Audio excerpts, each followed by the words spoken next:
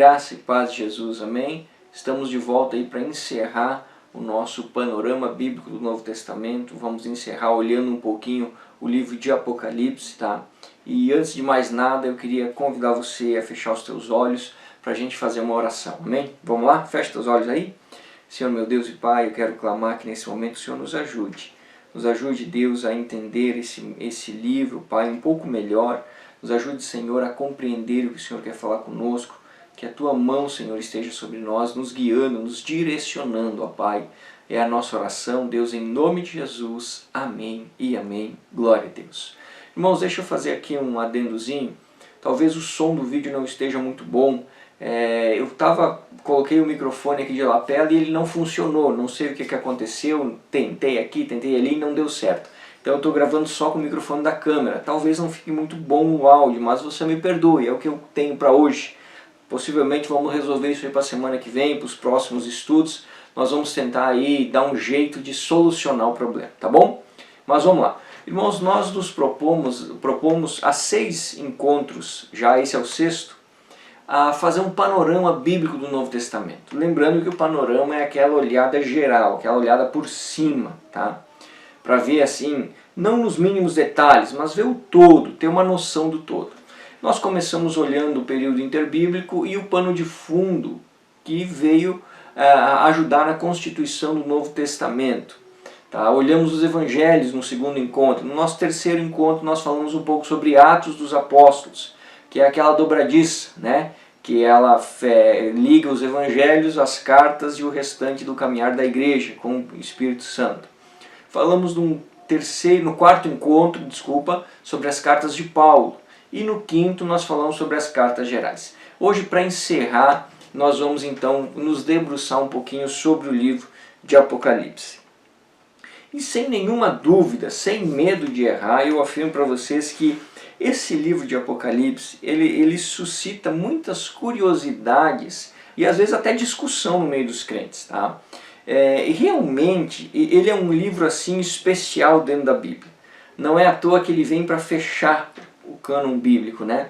Ele tem uma característica especial, ele tem uma forma literária específica, né? É um livro muito fantástico. Mas ao longo dos anos, a relação dele com os cristãos e com a igreja foi se modificando. Tá? Então, no 1º século, logo ali no início, depois da escrita de Apocalipse, foi escrito provavelmente no ano 90, 95, por ali. Dali para frente, nos primeiros anos ali, Apocalipse era tido em alta estima, porque na verdade ele é uma carta destinada a animar uma igreja que é perseguida e que está sofrendo. Com o passar do tempo, com o cristianismo se tornando a religião oficial do império, as perseguições sendo diminuídas a alguns locais isolados e o cristianismo se espalhando pelo ocidente e vindo a se tornar então uma potência que é, né, até hoje, algumas pessoas começaram a olhar para o Apocalipse com um pouco de desdém. Alguns estudiosos, alguns assim teólogos começaram a olhar para esse livro e pensar o seguinte: olha, seria bom até que nem tivesse na Bíblia, porque é muito símbolo, é muita visão, é muita coisa difícil de entender, algumas coisas que não faz sentido, então é melhor que nem tivesse. Então ele passou por um período aí em que em alguns ramos cristãos, em alguns centros cristãos ali, ele acabou caindo assim meio que em descrédito. Depois, passando mais um tempo, ele acaba vindo à tona de novo e ganhando importância de novo, né, se tornando então um livro assim muito admirado. Hoje, nós poderíamos dizer que hoje Apocalipse ele provoca 2 reações nas pessoas, né? Geralmente, aqueles que têm um pouquinho de vontade de ler, de estudar, de se dedicar, eles vão se apaixonar por Apocalipse. Porque ele é um livro apaixonante, ele fala da vitória de Cristo, ele fala da graça de Deus sobre a igreja, ele fala da vitória da igreja, ele fala sobre a derrota dos inimigos da igreja, dos inimigos dos servos de Deus, ele fala que tudo está pronto e que certamente Cristo vai trazer vitória, né? Então isso apaixona o coração de quem estuda. Por outro lado, se a pessoa assim, ela não tem muita vontade de estudar e ela só dá aquela lida por cima, às vezes ela sente medo e muitas vezes pânico de Apocalipse, ao ponto de alguns indicarem para outros que é melhor não ler. Eu lembro de um rapaz que uma vez conversando com ele, e ele disse assim, não, mas eu quando morava em outra cidade, frequentava uma outra igreja, e a instrução que eu tive dos meus líderes era que eu nem deveria ler o Apocalipse, era para ler outras coisas, porque era um livro complicado, difícil. E eu lembro que eu dei risada, porque essa não é o intuito. Toda a Bíblia é a palavra de Deus, inclusive o Apocalipse. Mas o fato é que em alguns cristãos o livro provoca medo, curiosidade e às vezes até pânico. E a gente não erra se nós falarmos que certamente esse é o livro mais controverso da Bíblia. Não pelo que está escrito, mas pela maneira como os cristãos reagem a ele, né?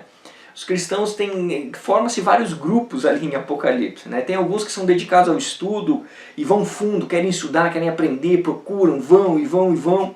Tem outros que simplesmente vão para o Apocalipse, pegam alguns textos e já vão dizendo assim, olha, isso aqui aconteceu por causa disso, olha, esse símbolo é aquele, e vão jogando assim ao alto, sem ter uma noção do que estão fazendo. Tem aqueles que não chegam perto, né, porque eles pensam que é melhor não se aproximar, já que a coisa ali fica complicada, né? E tem aqueles que, assim como para outros textos bíblicos, não estão nem aí, não leem, não têm vontade de ler, e é uma pena. Mas o fato é que Apocalipse, na verdade, é uma grande joia da igreja cristã e da minha e da sua vida. Nós podemos afirmar, sem medo de errar, que o livro de Apocalipse é uma bênção de Deus para a igreja cristã de todo o tempo e para mim e para a sua vida que somos cristãos. Tá? É um livro que fala muito ao nosso coração e realmente faz o que se propõe, consola e traz esperança àqueles que creem no Salvador Senhor Jesus. Amém? E no nosso propósito de estudo no Panorama, não é entrar nos mínimos detalhes. Então, por isso que eu queria dividir hoje essa olhada de Apocalipse em 3 tópicos. Primeiro eu queria olhar para o pano de fundo. O que estava acontecendo quando ele foi escrito? E o que motivou a escrita desse livro? Né? Isso diz muito a respeito do que foi escrito ali. O segundo tópico é a literatura apocalíptica. Ela é uma literatura exclusiva, única, uma forma literária única. Nós precisamos olhar e ter um pouquinho de noção sobre isso. E num terceiro momento eu queria ver então as linhas de interpretação. O que quer dizer isso? Basicamente são 3 formas de eu me aproximar do texto de Apocalipse para começar a interpretação desse texto. Tá? Então, a partir de uma dessas formas que eu escolher, eu vou obter certos resultados de determinados textos que estão dentro dessa carta, desse livro de Apocalipse. Isso é muito importante. Mais para frente, num outro estudo, nós vamos ver isso com muito cuidado, de uma forma mais detalhada. Mas agora eu quero dar aquela pincelada geral, tá bom? Então vamos seguir nesses tópicos que a gente vai conseguir dar a nossa olhada geral. Então primeiro, o pano de fundo. O que estava acontecendo? O que motivou a escrita desse livro? O pano de fundo da escrita é muito claro, tá? A história é muito clara. Você deve lembrar que o cristianismo nasce, né, ali com a pregação de Jesus. Então Jesus ele é acusado pelos judeus, Roma na figura de Pilatos lava as mãos e não está nem aí, então Jesus é morto, crucificado. E depois a igreja começa a se expandir segundo a direção do Espírito Santo, a igreja cresce, cresce, cresce, cresce. E tudo bem, a igreja não enfrentou perseguição romana nos primeiros anos da sua existência. Lá no ano 64 é que a coisa muda de figura com Nero. Vocês lembram que eu já comentei em outros estudos, Nero põe fogo em Roma, porque ele queria remodelar a cidade, e ele era meio louco, meio não, completamente doido, varrido. Ele põe fogo em Roma, e ele queima basicamente 10 bairros, quase que 10, 12 bairros de Roma, ele queima completamente. Os únicos bairros que sobram eram povoados por judeus e cristãos. E quando o povo começa a falar, olha, foi Nero que pôs fogo, foi Nero que pôs fogo, ele precisava se safar, ele precisava se livrar dessa confusão. E ele então começa a acusar os cristãos e os judeus desse incêndio. E ele instaura então uma perseguição severa ao cristianismo. Morre então Pedro, morre Paulo nessa perseguição. E a partir daí, os imperadores que sucedem Nero continuam essa perseguição, alguns numa menor ênfase, outros numa maior, até que a gente chega num sujeito chamado Domiciano. Isso aí, Domiciano. Ele governa Roma do ano 81 ao 96 depois de Cristo. Esse sujeito era tão cruel, era tão ruim, tão sanguinário contra os cristãos, que ele recebeu um apelido. Ele recebeu o apelido de Segundo Nero. Veja só, né? Não é assim um título muito maravilhoso, mas é o que cabe a Domiciano, porque realmente ele foi muito cruel com os cristãos. Qual que era o problema? Domiciano foi o primeiro imperador romano que pegou para si o título de Deus e Senhor. Então ele se considerava e obrigava aqueles que estavam sob o seu domínio a considerarem ele mesmo Senhor e Deus. E ele queria então que todas as pessoas do império o adorassem como Deus, como se ele fosse Deus. E você sabe que o cristianismo tem uma política muito clara a respeito disso. Nós adoramos apenas a Jesus Cristo e mais ninguém. Absolutamente ninguém. E os cristãos se recusam a isso, certamente. E então Domiciano começa uma perseguição extremamente cruel contra os cristãos no Império Romano. Ele pega João, envia João à ilha de Patmos, tá, para trabalhar nas minas daquela ilha como escravo. E a ideia é que João trabalhasse lá até a morte, o que os escravos de Roma acontecia muito cedo, porque o trabalho era insalubre, cruel, desumano, eles morriam com certa rapidez. Tá? Então ele leva João àquela ilha e joga João lá para trabalhar nas minas romanas, tá? No intuito de afastar João das igrejas, como João era um dos principais líderes do cristianismo na época. Nesse cenário onde a igreja era literalmente caçada, onde a igreja era literalmente buscada para ser destruída pelo Império Romano, é que surge então a escrita de Apocalipse. E nós precisamos entender essa questão da perseguição, irmãos, porque nós, graças ao bom Deus, não vivemos esse tipo de perseguição na nossa nação. Agora, ser perseguido nessa época em que Apocalipse foi escrito para os cristãos significava pelo menos 3 coisas. A primeira delas é que você era um fugitivo constante. Sim. Se alguém soubesse que você era cristão, ou você fugia, ou era preso e morto, ou virava escravo. Não tinha opção. Não tinha negócio. Vamos conversar, vai ter um julgamento. Não existia isso. Então os cristãos da época estavam sempre prontos a fugirem para outro lugar, para outra direção. Eles estavam sempre atentos, você vivia constantemente com aquele peso, sem saber se amanhã você estaria aqui, ou você seria pego, ou aconteceria alguma coisa com você. Esse era o clima da vida dos cristãos. No segundo ponto, ser cristão naquela época e ser perseguido significava que você ia perder absolutamente tudo, inclusive a vida, na maioria dos casos. Como assim? Se você fosse cristão e fosse capturado pelo império, todos os seus bens, tudo que você possuía, tudo que você passou a vida para construir, você perdia instantaneamente. Tudo isso passava para o império e você se tornava alguém sem nada. E o destino seu, muito provavelmente, era a morte. Mas não era assim qualquer tipo de morte. Os romanos eram extremamente cruéis. Milhares de cristãos foram mortos através de jogos para entreter os romanos nas arenas. Mortos por gladiadores, mortos por feras selvagens. Então os cristãos eram largados ali naquelas arenas e soltavam-se leões, soltavam-se animais selvagens dentro daquelas arenas e os cristãos eram dilacerados por aqueles animais. Tá?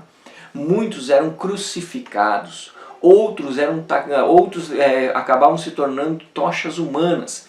Por exemplo, na perseguição que Nero instala a partir do ano 64, Nero era louco, completamente louco. A história conta que ele empalava os cristãos com estaca, né, e colocava um líquido sobre eles, que agora não lembro se era betume ou o que, e tacava fogo. E os cristãos ficavam queimando do início da noite até a manhã seguinte. E os queimava vivos até que eles morressem. Então o estilo de morte para os cristãos na época era extremamente cruel, extremamente cruel.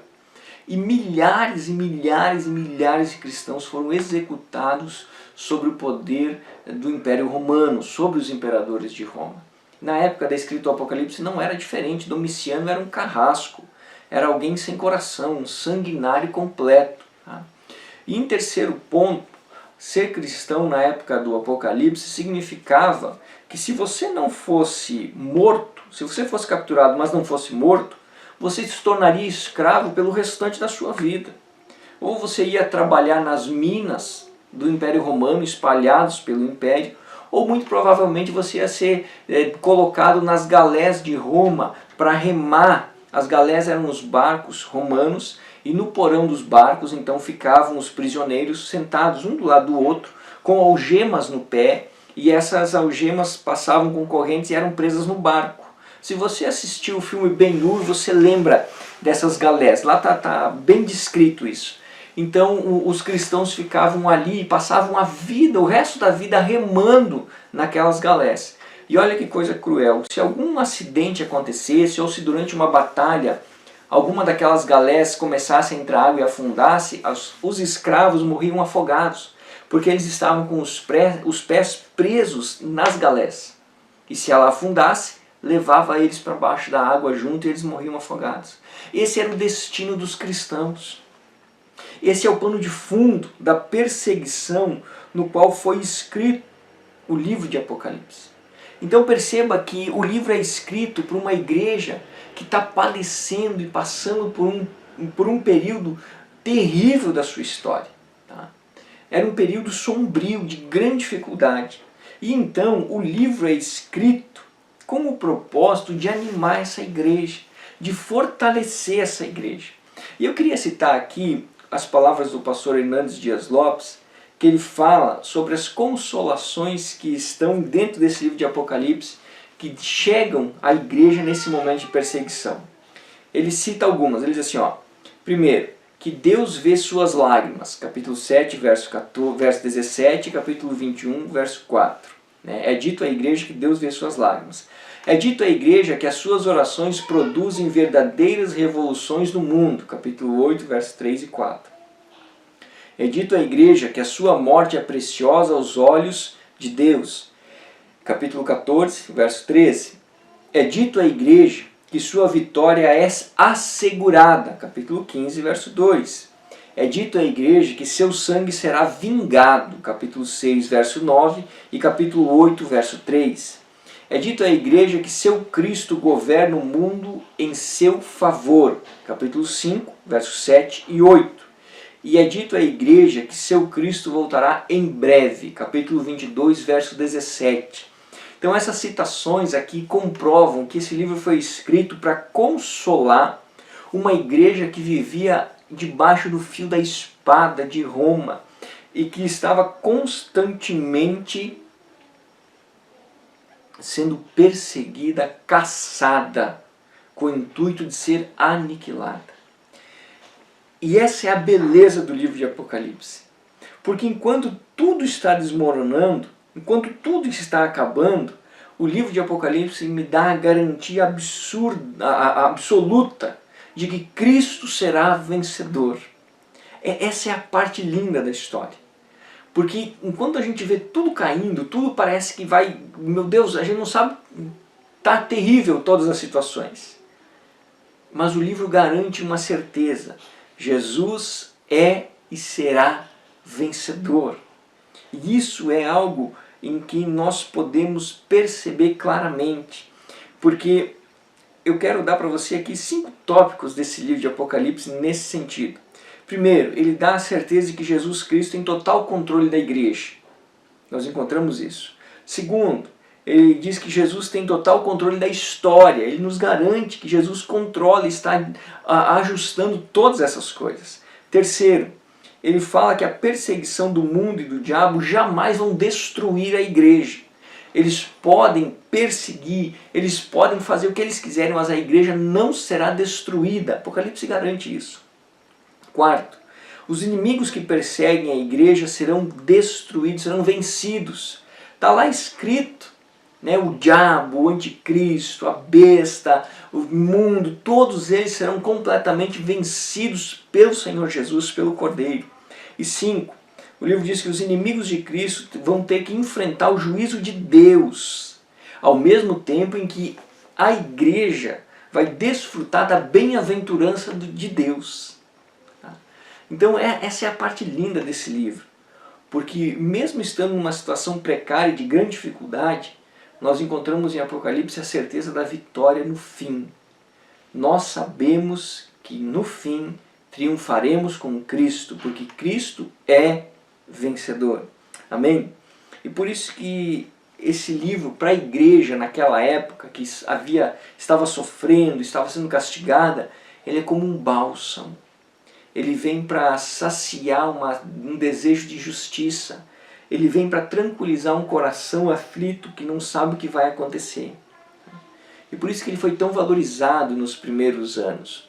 Porque realmente uma igreja que sofre, quando olha o Apocalipse, consegue descansar o seu coração sabendo que o seu sofrimento não é em vão, sabendo que Deus vencerá. Amém? O segundo tópico que eu queria olhar desses que nós destacamos aqui é a literatura apocalíptica. Tá?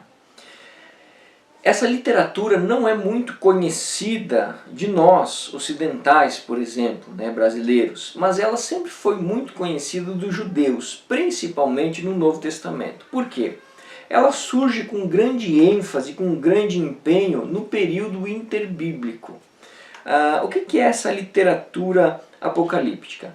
Ela é um tipo de literatura que quer trazer ao povo judeu, aos judeus, a certeza da vitória de Deus. Então ela sempre tem basicamente a mesma estrutura. Ela fala das dificuldades pelas quais o povo está passando, ela fala pelas pressões que o povo está vivendo, pelo cenário desfavorável que o povo está vivendo, mas que Deus vai reverter a história, que Deus vai ganhar, que Deus vai mudar toda a história e vai criar uma nova forma de viver, uma nova vida, uma nova estrutura para beneficiar o seu povo. Apocalipse, como nós temos na Bíblia hoje, existiram outros que foram escritos, tá? E que não entram no cânon bíblico, que não são considerados inspirados. Mas esse tipo de literatura ele já era mais comum entre os judeus. Eles entendiam mais isso, eles compreendiam mais isso. Barclay, que é um comentarista bíblico, ele explica muito bem isso, e eu quero ler para você o que ele fala. Ele diz assim, ó: toda a literatura apocalíptica se ocupa destes atos, descreve o pecado da idade presente, os torrões do momento de transição e as bênçãos do tempo por vir. Compõe-se integralmente de sonhos e visões com relação ao fim. Isso significa que toda a literatura apocalíptica é necessariamente crítica. Somente pode falar em símbolos e imagens. Tenta comunicar em termos humanos coisa que nenhum olho viu e nenhum ouvido ouviu, e que nunca estiveram presentes no coração e nas mentes dos homens.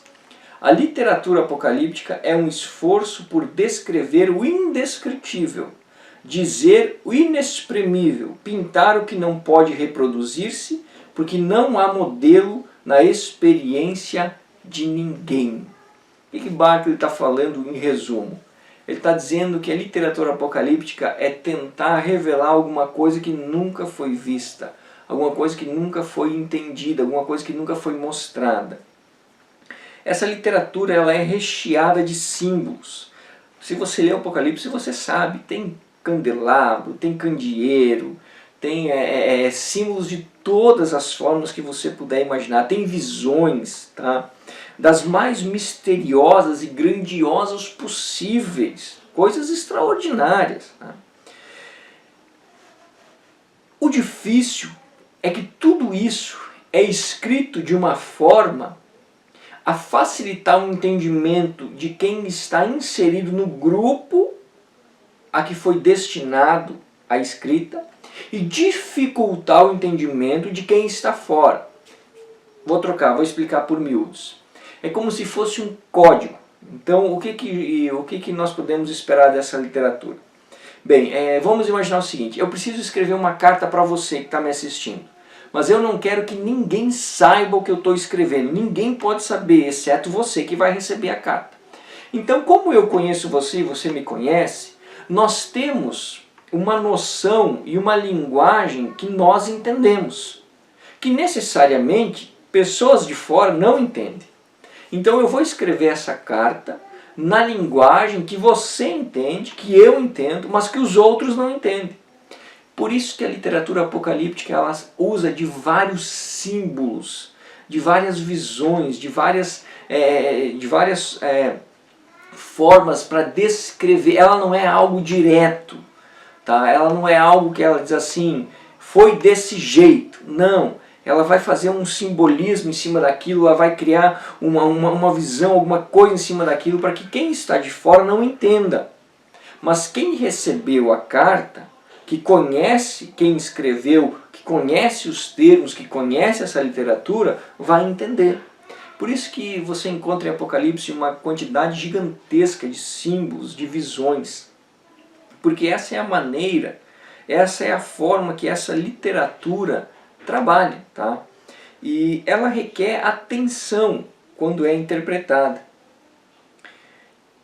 Justamente porque ela é diferente das demais que nós encontramos no Novo Testamento e no Antigo. Então interpretar o Apocalipse ele é de certa maneira um pouco diferente do que é a interpretação do restante do texto bíblico. Porque a literatura é diferente, a forma de escrita é diferente, eu preciso levar isso em conta. Porque senão é muito fácil de eu me embananar tudo, tá bom? Então essa é a literatura apocalíptica. E por último, então, nós vamos ver linhas de interpretação de Apocalipse. Quando você vai para o texto bíblico, você, querendo ou não, gostando ou não, você chega no texto com alguns pressupostos, com algumas definições. E essas definições elas vão interferir diretamente na sua interpretação do que está escrito ali no texto. A gente faz isso sem pensar, tá? A gente nem pensa e já está acontecendo. Pelo menos assim no mais casual, no normal. Por exemplo, vou dar um exemplo aqui.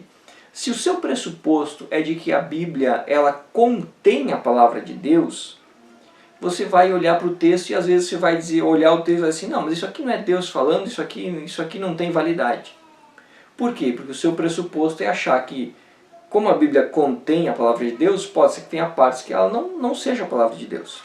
Agora, se você vai partir para o texto bíblico com o pressuposto de que toda a Bíblia é a palavra de Deus, tudo que você encontrar escrito ali, você vai categoricamente afirmar, isso é palavra de Deus, isso tem valor eterno, eu gostando ou não. Então os pressupostos são importantes, as linhas de interpretação são importantes. E Apocalipse nós podemos destacar basicamente 3 linhas de interpretação. Claro que dentro delas você ainda vai ter alguns detalhes, algumas divergências, mas a gente está olhando o geral, tá? 3 linhas então para você partir para o texto de Apocalipse. Primeira é a interpretação preterista. Segundo, a interpretação histórica. E terceiro, a interpretação futurista. Vamos ver uma por um. O que é a interpretação preterista? Essa interpretação foi aceita, tá, no primeiro século. Basicamente, o que ela diz é que o Apocalipse já aconteceu. Tá? Nessa linha, o livro ele narra, e tudo que está dentro do livro é ligado diretamente, exclusivamente, somente ao que a igreja viveu sob o domínio do Império Romano. Então o que essa linha preterista faz? Ela pega o Apocalipse e ela diz assim, não, isso aqui não é para hoje. Isso aqui foi para aquele momento da igreja, enquanto o Império Romano oprimia a igreja, enquanto o Império Romano batia na igreja, e isso foi para esse momento que esse livro foi escrito e só funciona ali. Tem que ser interpretado dessa maneira, tá? Então isso foi muito aceito no início lá no primeiro século da igreja e tal. Só que ela possui uma falha muito considerável. ela não observa a profecia do livro como sendo para a igreja como um todo em todas as épocas. O livro de Apocalipse ele não é escrito somente para um momento da igreja. Ele é para toda a igreja em todo o tempo. Enquanto existia a igreja de Cristo, o livro de Apocalipse é válido e é para aquela igreja sim, naquele momento, naquela realidade em que a igreja está inserida. Então essa é uma dificuldade da linha preterista. Hoje ela não é muito tida assim ela não é muito bem vista, vamos falar nesse sentido, assim, não é muito usada nessa interpretação, mas existe. Tá? Segunda linha é a interpretação histórica. O que acontece? Ela olha para o texto da profecia de Apocalipse, tá, como simbólico de toda a história da igreja, entre a primeira e a segunda vinda de Cristo. Então o que a linha histórica faz? Ela olha Apocalipse como um grande símbolo de tudo o que acontece entre a primeira vinda e a segunda vinda de Jesus. Tá? Então ela vai dividir, por exemplo, esse livro em 7 grandes blocos. A linha histórica não vai concordar com a afirmação de que Apocalipse é uma cronologia. Então ele vai numa linha reta. Não. Ela vai dizer que são pedaços de uma mesma história, como se fosse um círculo, essa é a ideia. Então vários pedaços vão formar um círculo. Eu vou citar aqui os pedaços, são 7 pedaços. Então vamos lá. Fala, por exemplo, dos 7 candeeiros, capítulo 1 ao 3. Fala dos 7 selos, no capítulo 4 ao 7, fala das 7 trombetas, no capítulo 8 ao 11, fala da tríade do mal, no capítulo 12 a 14, fala das 7 taças, no capítulo 15 e 16, e fala da derrota dos agentes do dragão, no capítulo 19 e 20, e finaliza no capítulo 20 ao 22. Tá? Então ela vai dividir o Apocalipse em 7 pedaços, 7 blocos, um começo, meio e fim, como se fosse para fechar um círculo, tá bom? Então essa linha histórica de interpretação, ela é adotada pelos grandes teólogos e pensadores ao longo da história. É a que mais é aceita, tá bom? Hoje em dia também. Por exemplo, Agostinho, que foi um dos grandes teólogos da igreja, e os reformadores, eles acabaram adentrando por essa linha histórica, que ela vai interpretar Apocalipse como sendo então um grande símbolo da igreja do início, da primeira vinda à segunda vinda de Cristo. Tá? Então ela vai entender Apocalipse como sendo atual para toda a igreja em toda a época da igreja. E por último nós temos então a interpretação futurista. Tá? A interpretação futurista ela vai dividir Apocalipse em 2 pedaços, do capítulo 1 ao 3, e do capítulo 4 até o capítulo 22, ela vai afirmar que tudo entre o 4 e o 22 é algo que vai acontecer no futuro. Então na interpretação futurista, o Apocalipse ele vai acontecer. Ele não está acontecendo, ele não está se desenvolvendo, ele vai acontecer no futuro. É algo para o futuro, é algo lá para frente.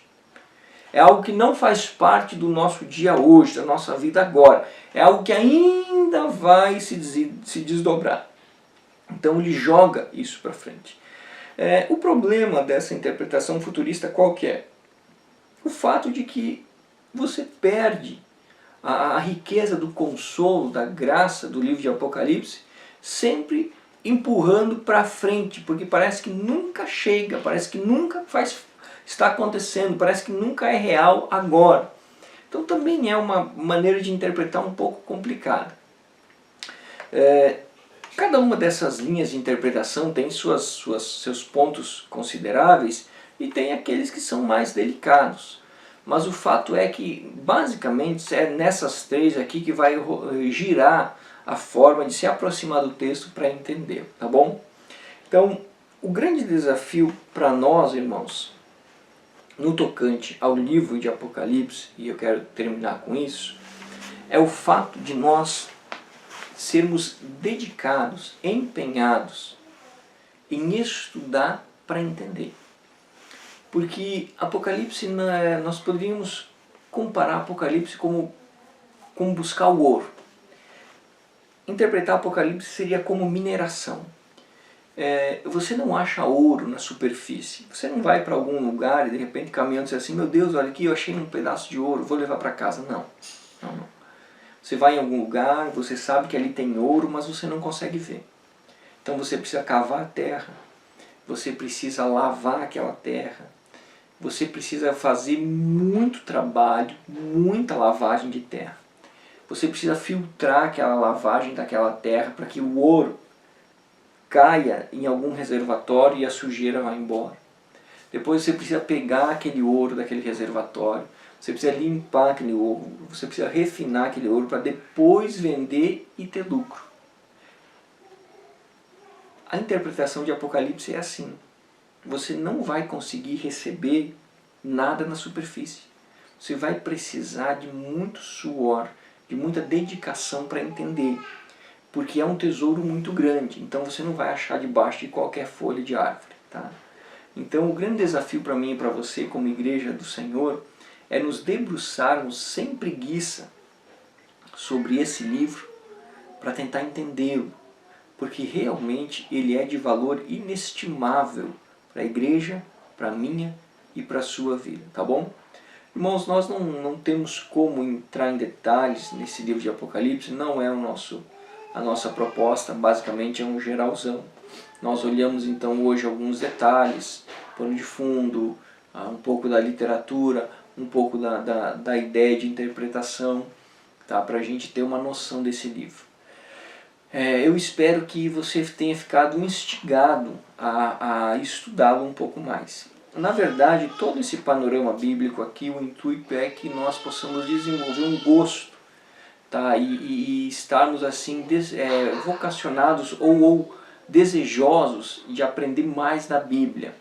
Mas no sentido não apenas de ler e decorar os versículos, de entender, de ir a fundo, de estudar, realmente estudar o que o texto bíblico quer nos dizer e como é que ele foi composto.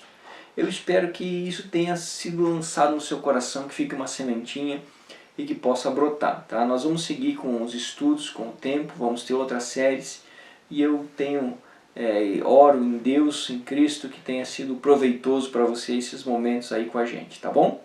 Então Deus te abençoe, querido, fica na paz aí, um beijão, aquele abraço, até mais, tchau, tchau, valeu!